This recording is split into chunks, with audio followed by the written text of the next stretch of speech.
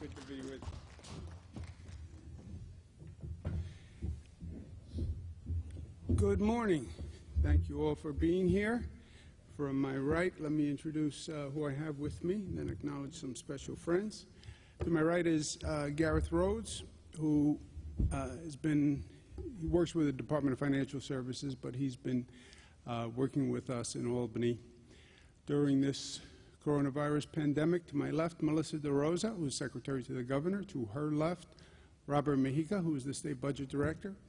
He doesn't smile much nowadays because the state budget is not in great shape. But when the federal government does the right thing and gives us funding, we expect that he's going to smile, that big smile again. It's a pleasure to be in Rochester with so many of my friends who have done such great work for the state. Former Lieutenant Governor Bob Duffy, who worked with me when we first got started and has done great work for the entire state of New York. Danny Wegman, pleasure to be with you. Wegmans is a great New York corporation, and Danny's a great civic leader, and they've been very helpful through this situation. Also, thank you for allowing us to do the antibody testing at Wegmans. That's been very, very helpful, and we thank you for everything you've done. And Nicole Wegman, thank you. Pleasure. Thank you for being on our New York Forward Advisory Board to help us going forward and find our way through this. Let's give you an update on where we are today. The total number of hospitalizations is down. You see that curve coming down. You see that mountain that we went up. Now we're on the other side of the mountain. You start to see the shape of the mountain. Unfortunately, the decline from the mountain is not as steep as the incline, right?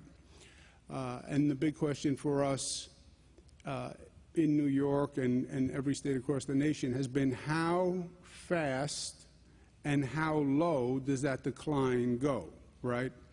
How fast does the decline actually happen? And what is the lowest level that the decline will reach? Unfortunately, you see that we were hoping for a quick up plateau at the top, which is what they talked about, but a fast decline. You see the decline is, again, not as steep as the incline. But it is a decline, and that's good news. The net change in total hospitalizations is down. Net change in intubations is down, and that's always good news. When a person is intubated, roughly 80% of the times there is not a good outcome. So the fact that the intubations is down is good news. And then the other end is how many new cases are coming in the door every day, how many new diagnoses in COVID cases. And that number is also declining. So not only are the number of people in hospitals coming down, but the number of new cases coming in the door is down. And that's good news because it had plateaued at about 900 statewide for a few days. But this number is down at 700, and that's a good number. I would take this with a grain of salt, as they say, because this is reporting from yesterday, which was a Sunday, and sometimes we get different results on the weekend. Remember, this whole reporting system is just been put in place. This never happened before. This is now every hospital in the state reporting every day for the first time. So it's a plus or minus across the board. This is the number that haunts me every day, and this number is not declining anywhere nearly as fast as we would like to see it decline. Still 226 New Yorkers who passed away, and so we don't become immune. We talk about these numbers. It's 226 families, right? That's 226 wives or brothers or sisters or children that are now suffering the loss of a loved one. So that we remember them in our thoughts and our prayers. People are all talking about reopening, which we should be talking about. This is not a sustainable situation. Close down everything. close down the economy, lock yourself in the home. You can do it for a short period of time, but you can't do it forever. But reopening is more difficult than the close down. The close down was relatively simple, right? You go into the basement, you throw the big power switch, and everything just goes down. Close the businesses, stay at home. It was a blunt operation, and one that was done all across the country. Just stop everything now. When you go to restart the reopening, now, knowing what we know, it's more nuanced. You have to be more careful. And again, no one has done this before, and no one has been here before. So first, start by learning the lessons learned through this experience. And second, let's be smart about what we do. And I get the emotion, and I get the impatience, and I get the anxiety. We all feel it. When I say the situation is unsustainable, it's unsustainable on many levels. It's unsustainable economically. It's unsustainable personally. A lot of anxiety is now all through our community. We see it in increased alcoholism, increased substance abuse, increased domestic violence. So this is a very, very difficult period, and people want to move on, yes. But let's be smart about what we do, and let's learn the lessons. One of the lessons is we have never been here before, and we didn't really know what was going on. CDC releases a report end of last week that says the virus was actually coming to the East Coast from Europe. Everybody was looking at China for all those months. China, China, China, China. Yeah. China was last November, December. The virus migrated from China while we were all staring at China and went to Europe. And the strain that came to the United States came from Europe. We had people in the airports stopping people from China, testing people from China. The federal government did a lot of testing, a lot of screening, people getting off planes from China. Yeah, but meanwhile, the people from Europe were walking right past them.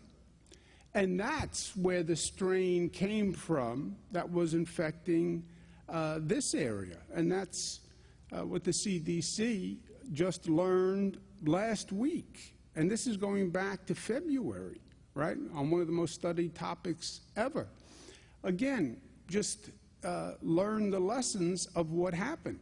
You now add that piece of information on the Europe trips, and then you see the number of flights that came from Europe during that time, where they landed, and now it explains why you've seen the outbreak in Chicago that you've seen, why you've seen the number of cases in New York.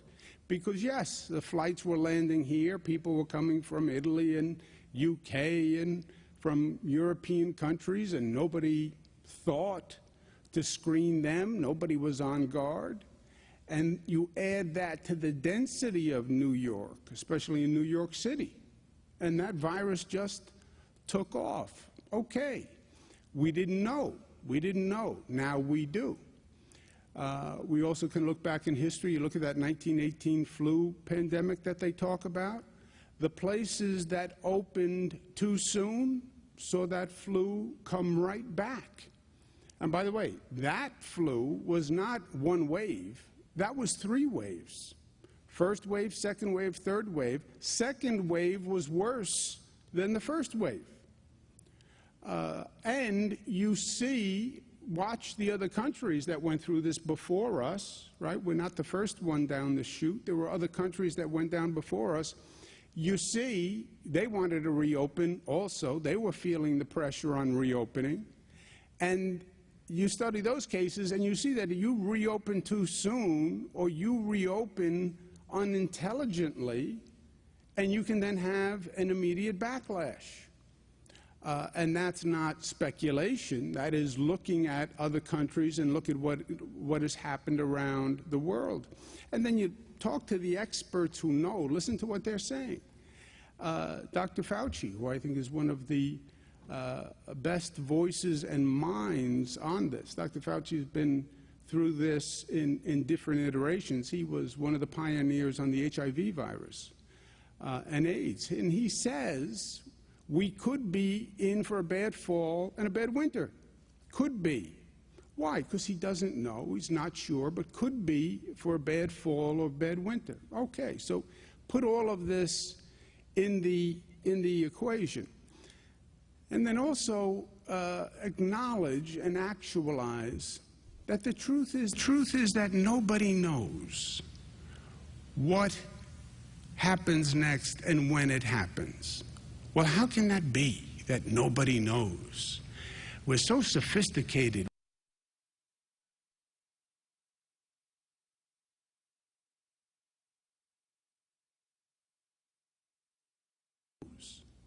I speak to the best experts globally, and nobody can tell you for sure. Now, experts, we look to experts, and we expect them to know, so we push them to know. Answer the question, tell me when, what's going to happen in September, what's going to happen in December. Sometimes the answer is, I don't know. Sometimes that's the honest answer. I was talking to my daughters last night, and they said, you know, you say at your briefings, I don't know. How can you say that? First, I'm not really sure they watch my briefings, but they're right. Sometimes I say, I don't know. Why? Because I don't know. And if you don't know, say you don't know. And I speak again to the best minds in this country, the best minds around the globe, and they don't know. So if you don't know, say you don't know. It doesn't mean you're not smart, no reason to get defensive. I don't know. When you know what you don't know and admit it, it will actually keep you safe. My daughters don't quite agree with this yet, but I haven't given up on the concept. Know what you don't know. Know when you don't know what the future holds. You can be safe because then you can prepare for different possibilities. And that's where we are.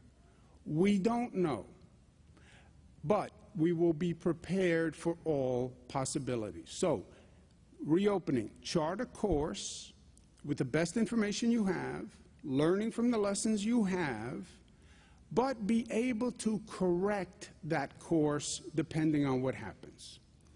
Which means don't act emotionally, don't act because I feel this, I feel that, because someone said, well, other states are opening, so you must be able to open if other states are opening. Forget the anecdotal, forget the atmospheric, forget the environmental, forget the emotional. Look at the data, look at the measurements, look at the science, follow the facts. And that's what we've done here from day one.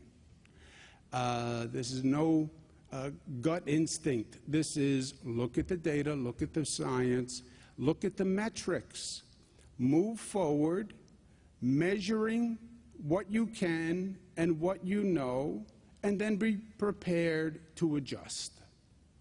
Well, I want specificity. I want to know for sure. You don't. But there's liberation in knowing that. So let's do this intelligently, based on metrics, and we'll see what happens, and we'll adjust to whatever happens. Well, what does that mean on metrics? You can measure this. And we have to measure this. You look at that percentage and the rate of hospitalizations, which we have, right? That's the chart that goes up and down. You watch that hospitalization rate.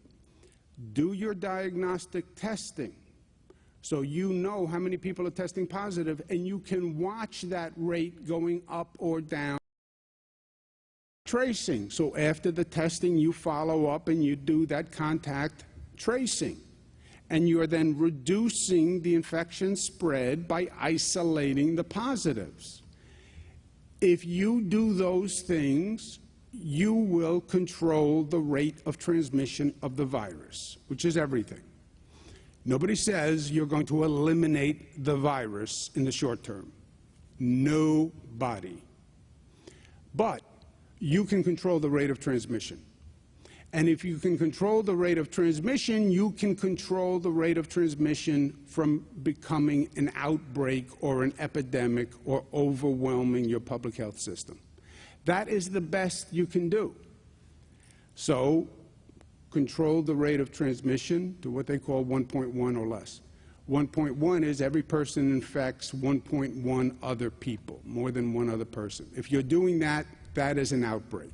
That means it's going to increase exponentially and it's going to be out of control.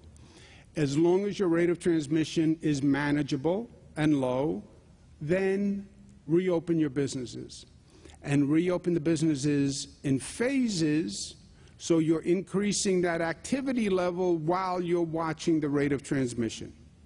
Rate of transmission goes up, stop the reopening. Close the valve right away. So reopen businesses, do it in phases, and watch that rate of transmission. It gets over 1.1, stop everything immediately. That's where the other countries wound up. They started to reopen, they exceeded the 1.1, it became an outbreak again, they had to slow down. Rather than starting and stopping, you'd rather have a controlled start so you don't have to stop, right? And that's what you learn from the other countries. You reopen too fast, then you have to stop. And nobody wants to have gone through all of this and then start just to stop again. Well, how does that happen? First of all, it's not going to happen statewide. This state has different regions which are in much different situations than other regions in the state. And rather than wait for the whole state to be ready, reopen on a regional basis. If upstate has to wait for downstate to be ready, they're going to be waiting a long time. So analyze the situation on a regional basis, okay? And you look at a region on 4 measures: the number of new infections, your healthcare capacity. If the infections goes too high, you overwhelm your health system. Now you're Italy, with people on gurneys in a hallway because your hospital system can't handle it. Do your diagnostic testing so you're seeing how the infection is increasing or decreasing. And do the contact tracing, have that system in place so when you test and you find a positive, you trace the contacts from that positive person and you're isolating them to bring down the rate. And you do that on a regional basis. That system has to be in place for a regional basis. How do you start? When can I start reopening? We look at guidelines from the CDC, which say a region has to have at least 14 days of decline in total hospitalizations and death on a 3-day rolling average. So you take a 3-day average, you have to have 14 days of decline. You can't have more than 15 new total cases or 5 new deaths on a 3-day rolling average. This is telling you that you're basically at a plateau level that you can actually start to reopen. Then you're watching the rate of infection and the spread of the infection. And the benchmark there is fewer than 2 new COVID patients per 100,000 residents, right? It's based on your population to account for the variance in the different sizes of regions across the state. Then anticipate, protect yourself from all possibilities. Well, what if we have a surge again? Never fill your hospitals to more than 70% capacity. Leave 30% in case you have a surge. Remember, this virus is tricky. The rate of infection, a person who gets infected today shows up in the hospital 10 days from today or 2 weeks from today. So that infection rate goes up. You don't feel it for 2 weeks. There's a lag to it. You want to make sure you have 30% of the hospital beds available in case you have that surge. Also, learn the lessons from before. Every hospital has to have 90 days of PPE for that hospital at the rate that they have been using it during COVID. We cannot have another mad scramble where nurses and doctors don't have gowns and masks, etc., because the hospitals don't have the necessary stockpile. So make sure every hospital has the stockpile. On the testing, we have done really remarkable work on testing. 1 million New Yorkers have now been tested, believe it or not. And the CDC Coronavirus Task Force for the White House recommends that for a region to reopen, you have 30 tests for every 1,000 residents ready to go. So what testing capacity do we need for a region to reopen? You have to be prepared to do 30 tests for every 1,000 residents. New York is doing more tests than any country in the state, by far. New York is doing more tests than any country on the globe per capita. So we're way ahead in testing, but it doesn't matter what we're doing statewide. To open a region, that region has to have a testing capacity of 30 per 1,000. The National Guard has been doing a great job for us in putting together testing kits and distributing testing kits, and we want to thank them very much. But we have to have those tests, and we have to have what they call tracers, contact tracers in place. And Mayor Bloomberg has been very helpful, former mayor of New York City, in putting together this tracing system. This has never existed before on this scale.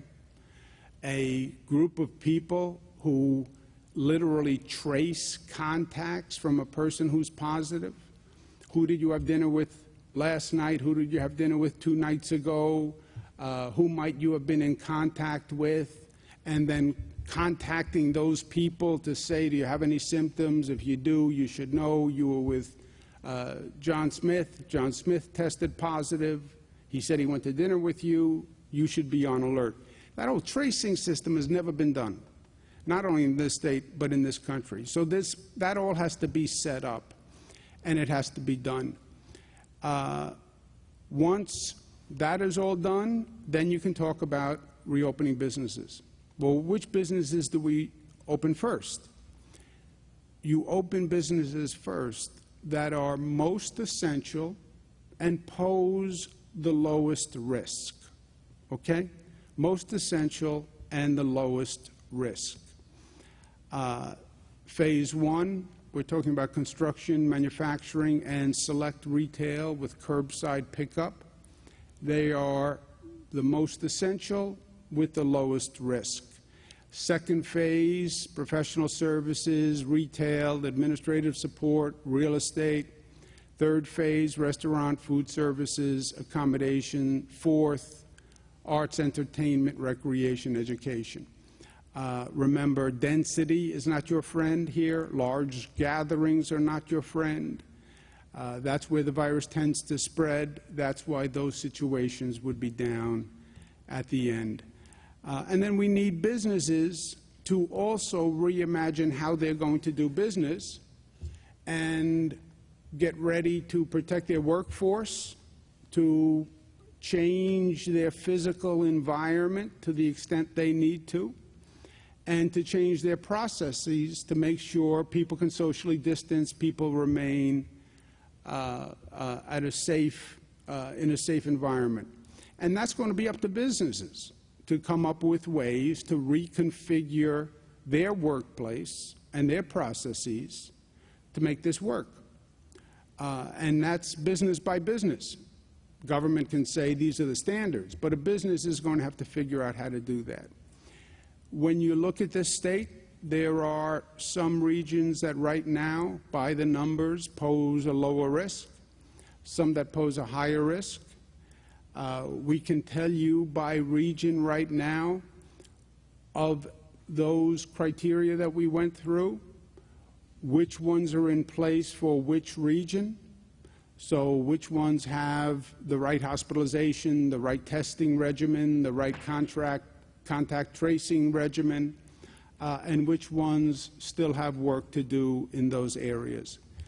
And this is going to be region by region. And each region has to put together the leaders in those respective areas who put together this system and monitor this system literally on a daily basis. So they're getting all that input, all those specifics, all that data, and then day by day they're making a decision as to how to proceed with reopening based on the data, based on the facts. And that'll be a little different for every region in the state. May 15th is when the statewide pause order, P-A-U-S-E, not P-A-W-S. The pause order was stop all businesses, stay at home. That expires on May 15th. May 15th, regions can start to reopen and do their own analysis, but these are the facts that they have to have in place to do it. Start now. Don't wait till May 15th. Don't call me up on May 15th and say, well, the pause order expired. I want to open, because I'm going to ask you the questions I just asked, I just presented.